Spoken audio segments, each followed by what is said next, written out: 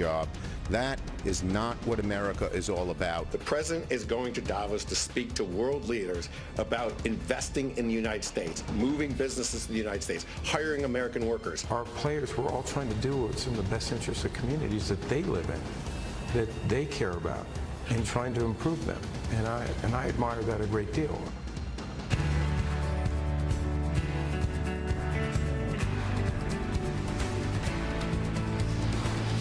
Good morning to you. A live shot from the streets of New York City. You're watching Fox and Friends First on this Wednesday morning, hump day. You made it midway through the week. I'm Heather Childers. Straight to our Fox News alert for you, though. A bombshell admission from the FBI, raising some brand new questions about the Russia collusion probe's credibility. This as brand new evidence reportedly surfaces proving that there is, in fact, an anti-Trump society, possibly. Griff Jenkins live in D.C. with the breaking details. Good morning, Griff.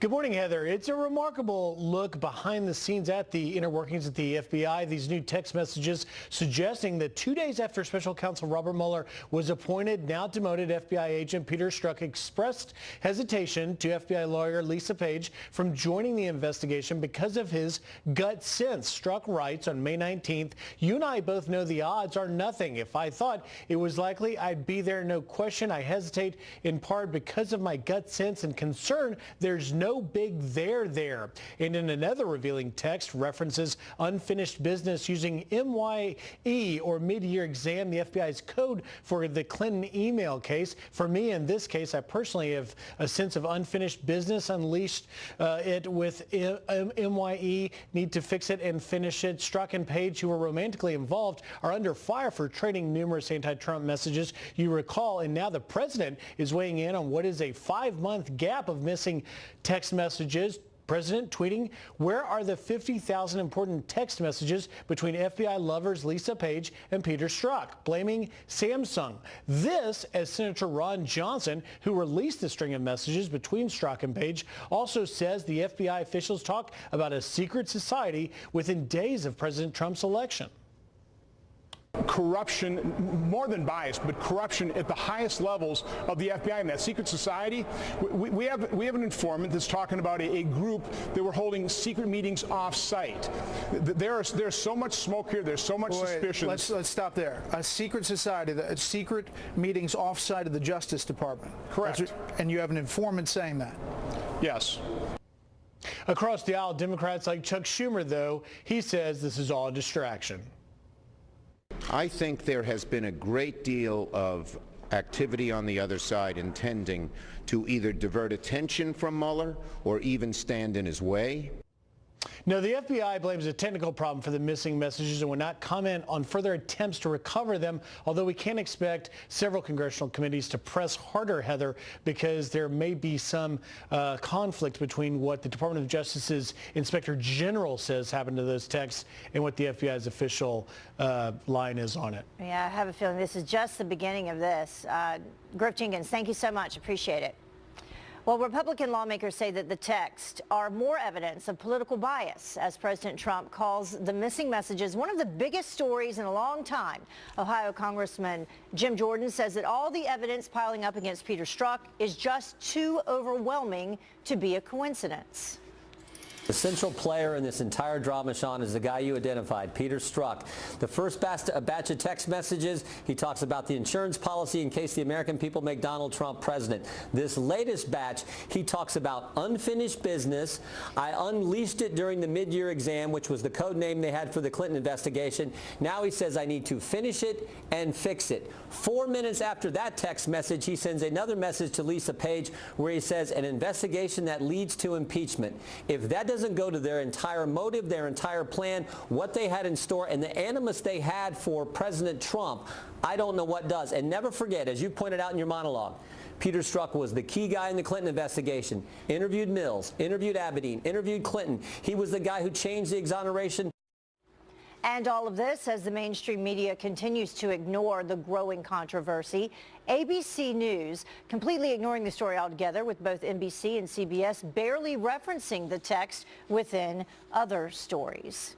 Well, since the jaw-dropping text messages surfaced, GOP lawmakers are now calling into question the credibility of James Comey's testimony, specifically the timeline of when the former FBI director decided not to press charges against Hillary Clinton in the private email probe.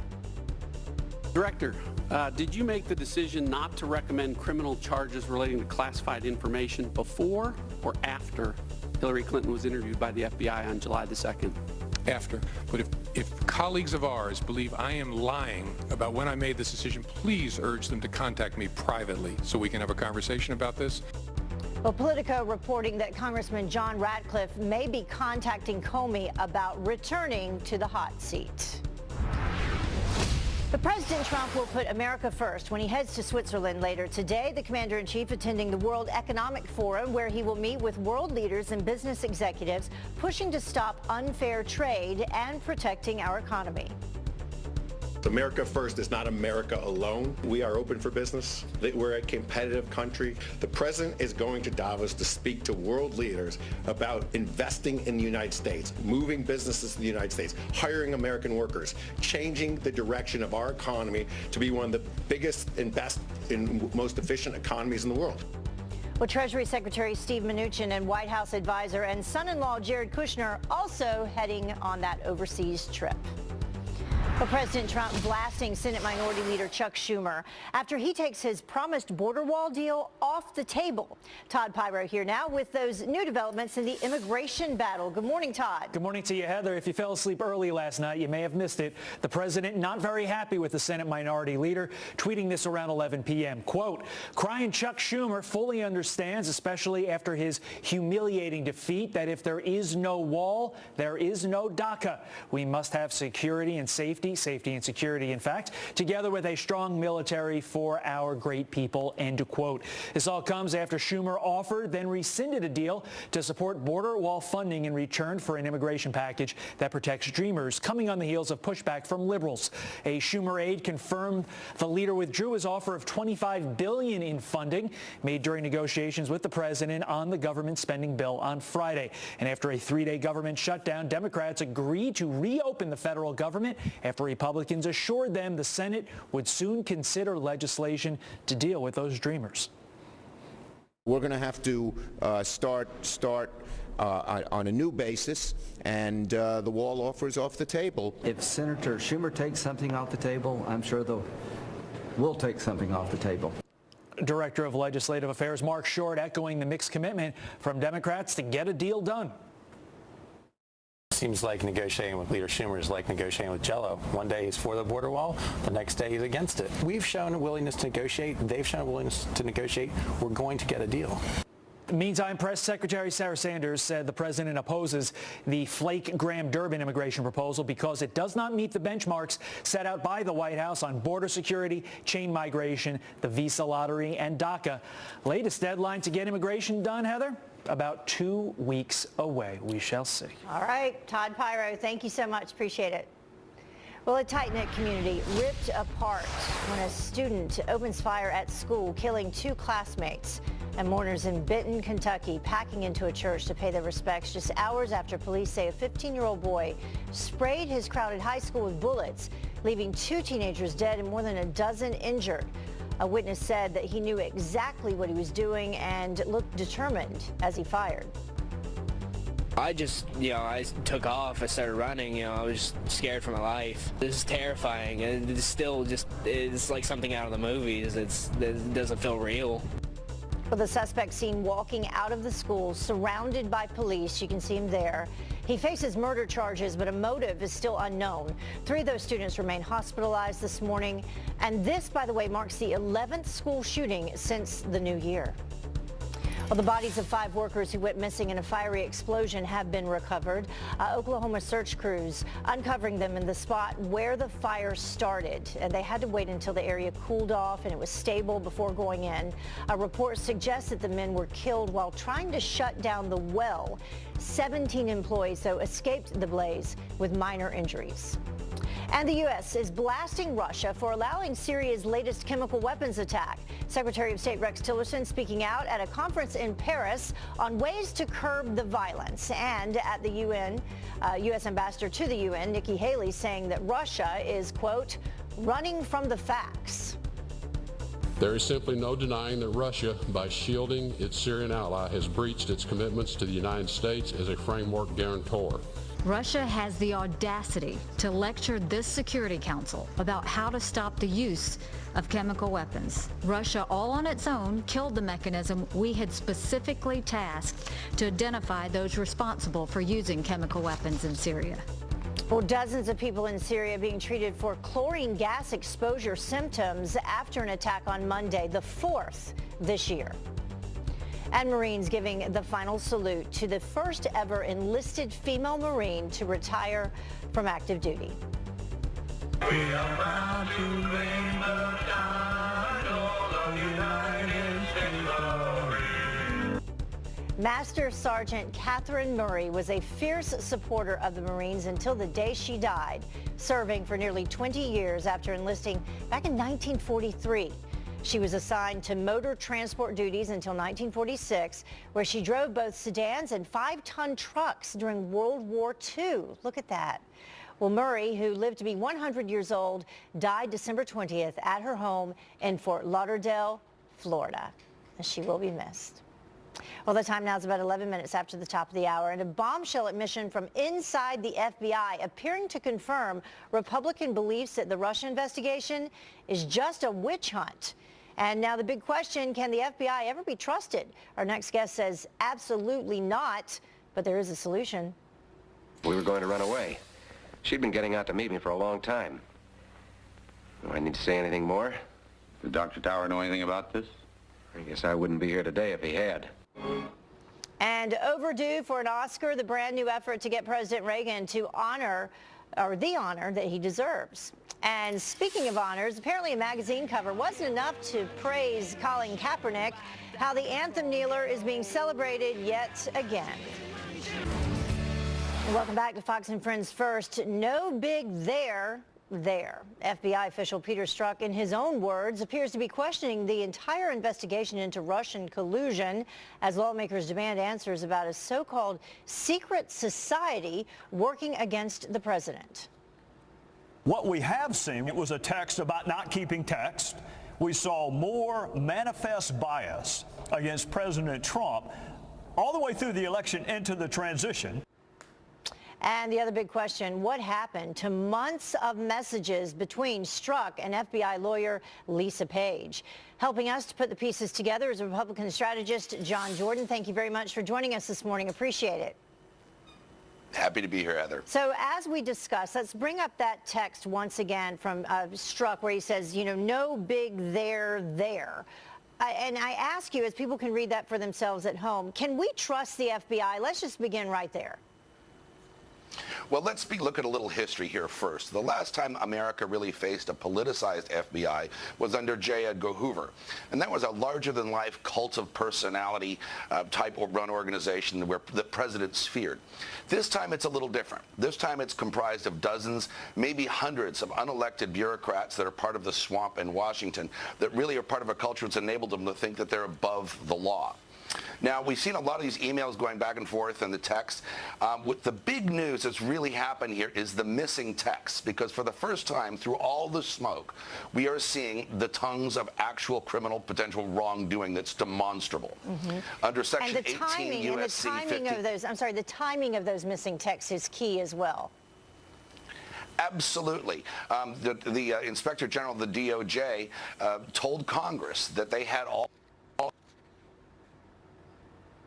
November of 2016 and July of 2017. Then last week, miraculously, they didn't have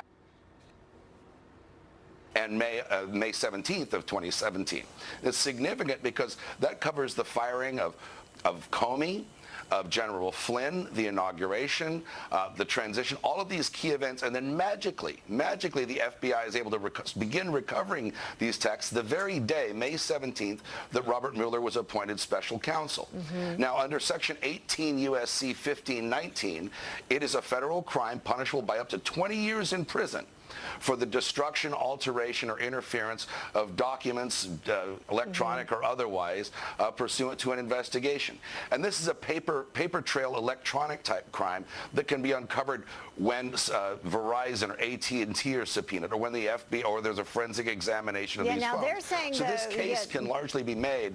They're saying, though, that it's Samsung, that it's a technical glitch, that's what happened, and that there was no, they didn't delete these text messages. They haven't disappeared on purpose. Before you move on to that, I want to take a closer look, though, at a couple more of the texts that we do have. This is where Strzok's talking about the unfinished business. This was 2 days after Mueller's appointment that you were just talking about. He says, for me in this case, I personally have a sense of unfinished business. I unleashed it with MYE.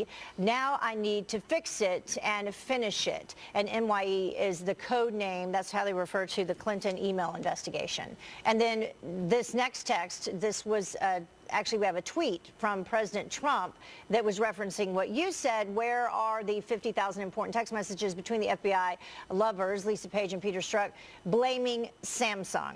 So you have blame there being put on Samsung, and then you have these additional text messages that have been released so far from Strzok. I'm interested in seeing the one about the secret society, if that one will be released.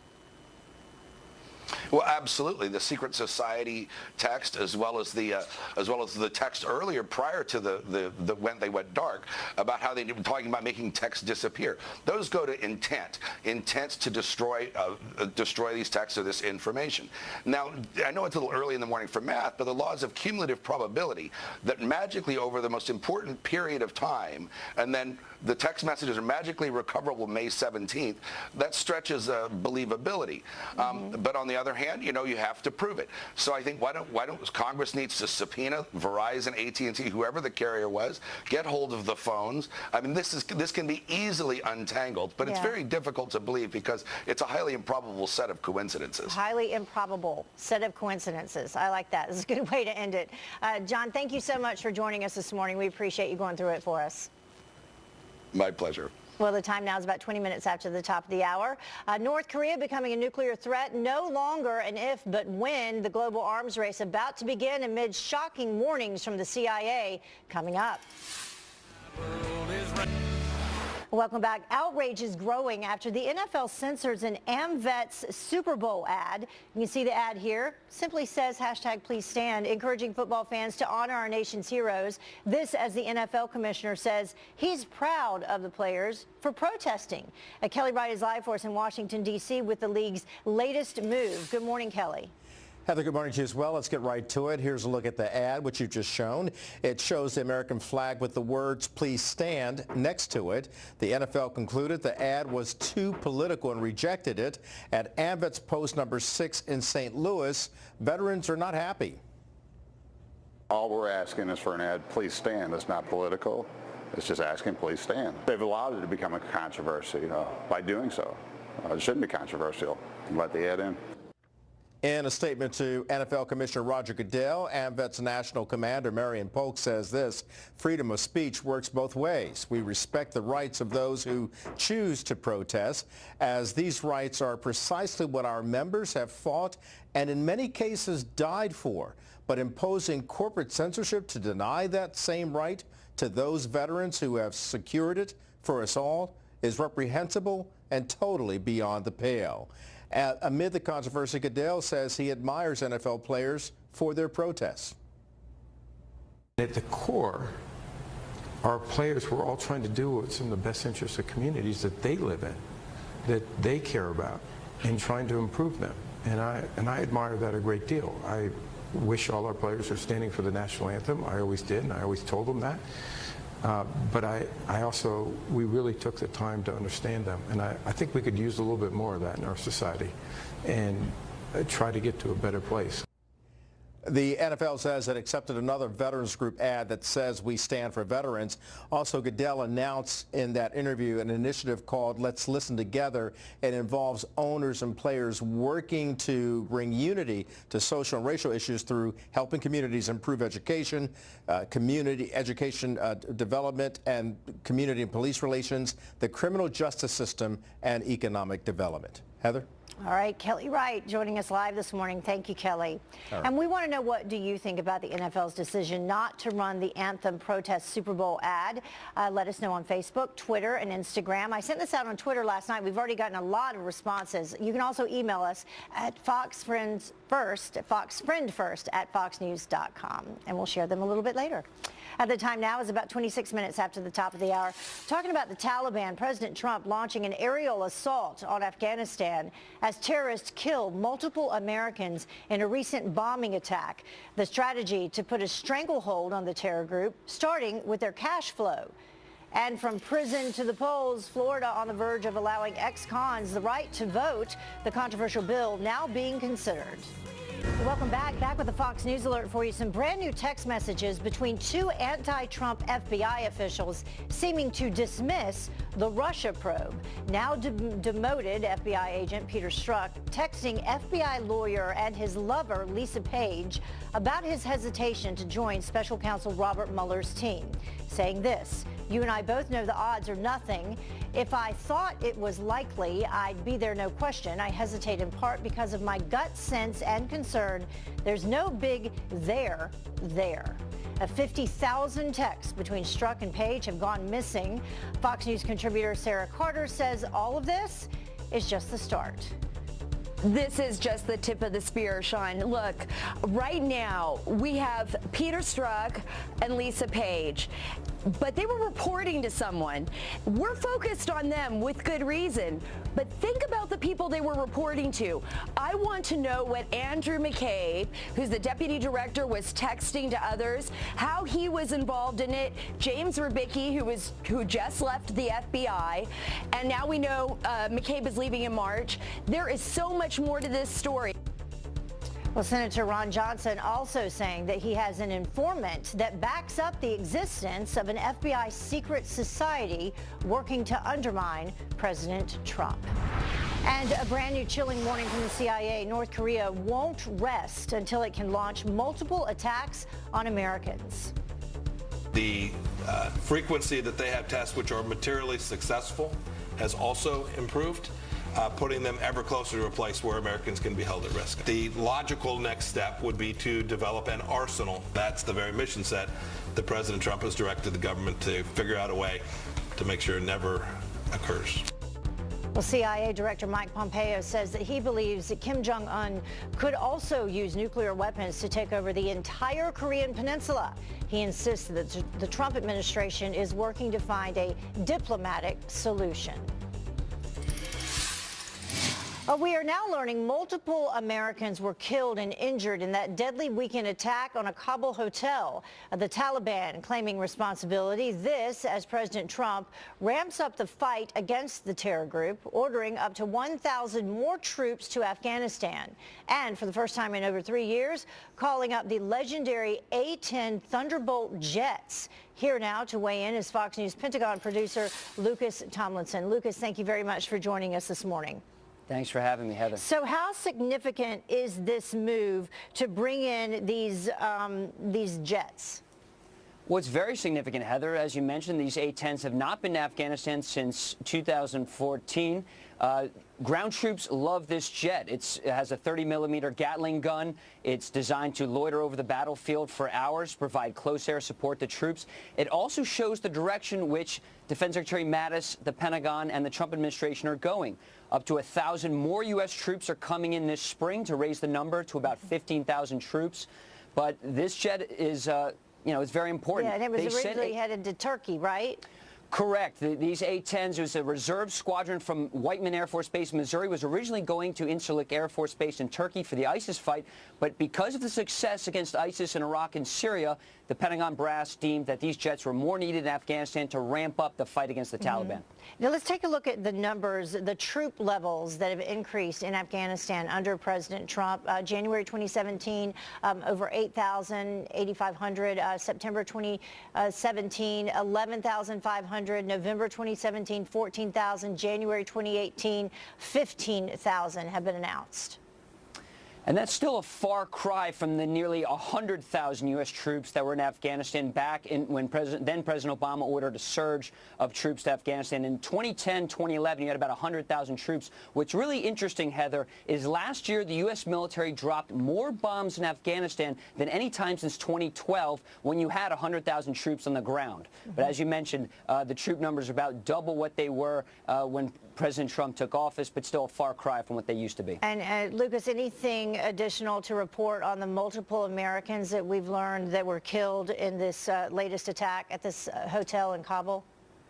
Well, the State Department is not confirming publicly reports out of the regions which say at least 3 Americans were killed or wounded at that hotel, that Rampage in Kabul, at a very popular hotel frequented by Westerners. It certainly speaks to the security situation in Kabul that one of the reasons more troops are going to Afghanistan is to shore up this Afghan security force, which has been decimated by the Taliban in the past few years. And just today, Heather, there was another attack on a children's aid organization in eastern Afghanistan, which killed at least 1 child and wounded others. Yeah, important for people to remember. We have troops all over the world, and our thanks go out to them. Lucas, thank you very much for joining us this morning. Nice to have you with us. Thanks for having me, Heather. Oh, my goodness. Oh, my God. Oh, my God. This is scary stuff there. Turning now to some extreme weather. The dramatic video of a packed school bus sliding backwards on an icy road. The bus slamming into a car before coming to a stop in Massachusetts. No one was injured, though, we can tell you, amazingly there. That's a good thing. And then in Pennsylvania, ice jams causing flooding and closing down streets. The Coast Guard now working to break up those large chunks of ice in Connecticut. And more cold weather is on the way. Meteorologist Adam Klotz is here with that forecast. Good morning, Adam. Just when I thought things maybe were going to warm up. Yeah, we're going to be bouncing back and forth here a little bit. There are spots where it's a little bit warmer, but because of that system you were just showing some of those videos from, a little bit colder air beginning to move in. So you're looking back into the Midwest. The temperature's falling back down into the 20s. 12 degrees currently in Minneapolis. That's that colder air that's beginning to funnel in. Here's the system we were just talking about. Most of it beginning to lift farther off towards the north. So just some lingering light snow showers across portions of the mid-Atlantic here early this morning. That's going to continue to clear off as we see here in our future radar. So what's coming up next? Well, here's your forecasted highs today, Heather. Back in the middle of the country, those are the folks enjoying it. Look at that, 50 degrees is a high in Kansas City today. So there are spots out there where it's going to be a little bit warmer. Heather. All right, Adam Klotz, live for us. Nice to have you with us. Thank you. Yeah, thank you. Well, a safe place to shoot up. The city adding a supervised injection facility. Well, it was one of President Trump's most coveted campaign promises. I will build a great, great wall on our southern border, and I will have Mexico pay for that wall. So will Mexico pay for the wall? The former Mexican president has an answer up next. And more proof the president is making America win again. The big boost for Disney employees, thanks to President Trump. Come back, voting rights could soon be given back to more than 1 million convicted felons. The organization called Floridians for Fair Democracy successfully collecting the necessary amounts of signatures needed to get an initiative on the ballot. Well, if approved by 60% of voters, felons who have completed their sentence will be allowed to vote in the state. Well, those convicted of murder or sexual offenses will continue to be barred from voting. And former Mexican President Vicente Fox once again blasting President Trump's proposal for Mexico to pay for the southern border wall. In an interview with our very own Sean Hannity, Fox retracts his previous negative stance on the wall, but stands firm on rejecting the bill. We're not against the wall. It's good if you want to build a wall.